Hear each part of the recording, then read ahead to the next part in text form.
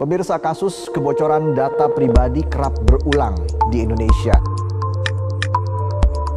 Penyalahgunaan data pribadi kini telah diatur dalam Undang-Undang Nomor 27 Tahun 2022. Pemirsa, kebocoran data pribadi dapat mengakibatkan kerugian yang cukup besar, apalagi jika data tersebut digunakan untuk tujuan kejahatan.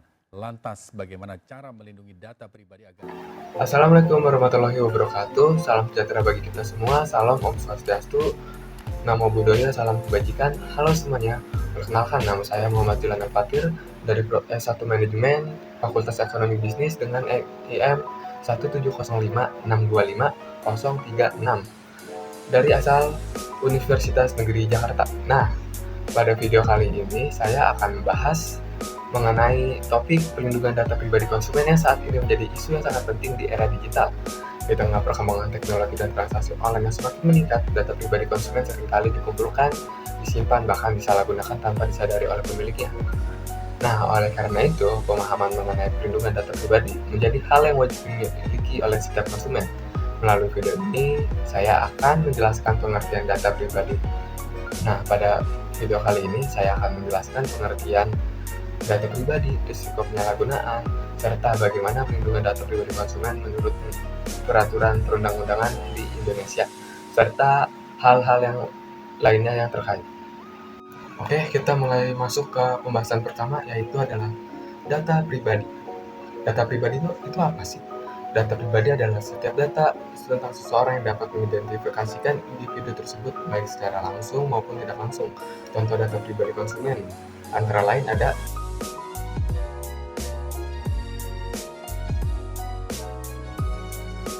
selanjutnya adalah resiko kebocoran dan penyalahgunaan data. Coba kalian bayangin deh, misalnya kalian mempunyai data pribadi yang digunakan untuk suatu kebutuhan di dalam aplikasi atau perusahaan, dan akhirnya data itu pun tersebar, dan pastinya itu akan menyebabkan kerugian secara eksternal atau internal bagi kalian.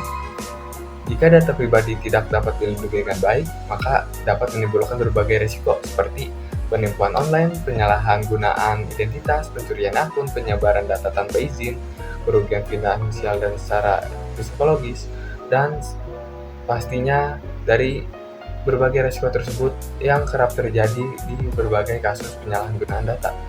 Kebocoran data pribadi tidak hanya merugikan konsumen, tetapi juga dapat menurunkan kepercayaan masyarakat terhadap pelaku usaha dan platform digital.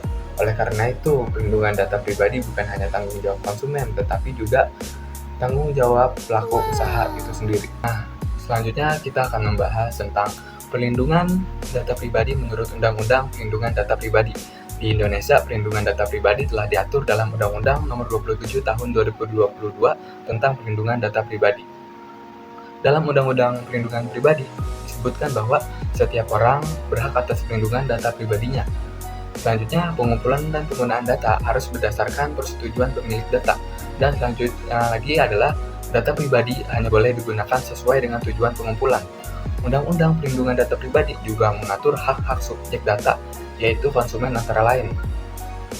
Hak mengetahui tujuan penggunaan data, hak mengakses dan memperbaiki data, hak menarik kembali persetujuan, dan hak menghapus data pribadi. Jika pelaku usaha melanggar ketentuan-ketentuan tersebut yang sudah saya jabarkan, maka dapat dikenakan sanksi administrasi maupun sanksi pidana.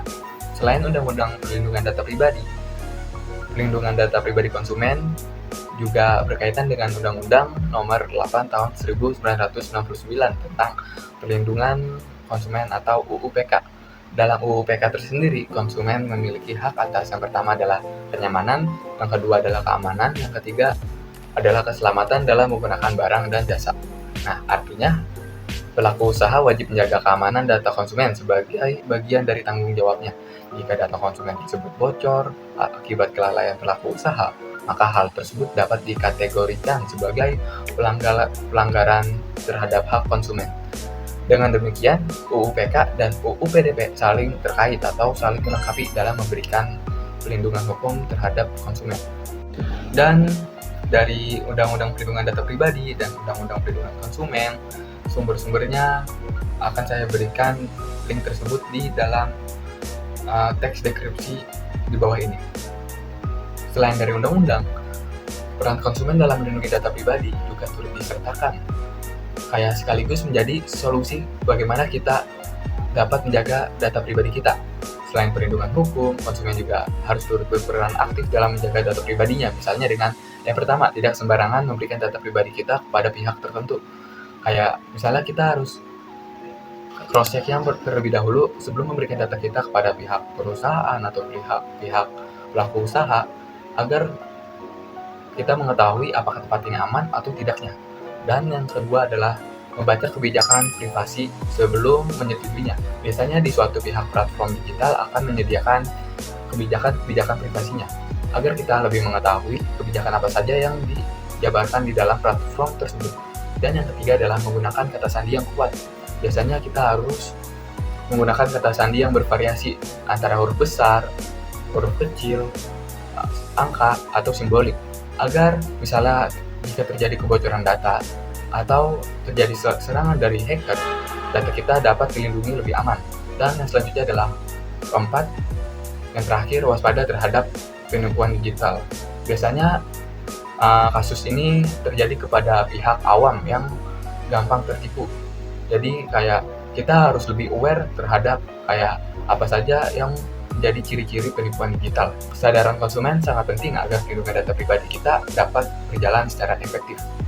Udah sampai di penghujung akhir, sebagai kesimpulan, data pribadi konsumen merupakan hal yang sangat penting di era digital. Negara telah memberikan perlindungan melalui UU PDP dan UU PK, namun perlindungan tersebut harus didukung oleh tanggung jawab pelaku usaha dan kesadaran konsumen itu sendiri, dengan memahami hak dan kewajiban terkait data pribadi, agar kita dapat terhindar dari berbagai risiko dan penyalahgunaan data kita di masa depan mendatang.